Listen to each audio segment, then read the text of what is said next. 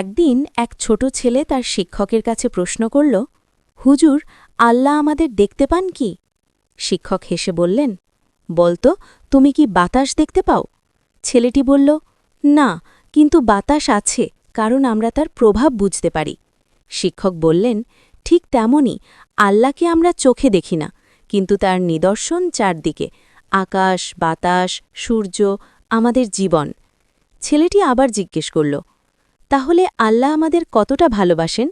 শিক্ষক উত্তর দিলেন, মা যেমন তার সন্তানকে ভালোবাসে, আল্লাহ তার চেয়েও ৭০ গুণ বেশি ভালোবাসেন। ছেলেটি মাথা নত করে বলল, তাহলে আমি সারা জীবন আল্লাহর আদেশ মানব। শিক্ষা: আল্লাহকে না দেখলেও তার ওপর বিশ্বাসী একজন মুমিনের আসল শক্তি। বন্ধুরা, সাবস্ক্রাইব করে দিন আর লাইক, কমেন্ট, শেয়ার করতে ভুলবেন না। সবাই ভালো থাকুন। ধন্যবাদ।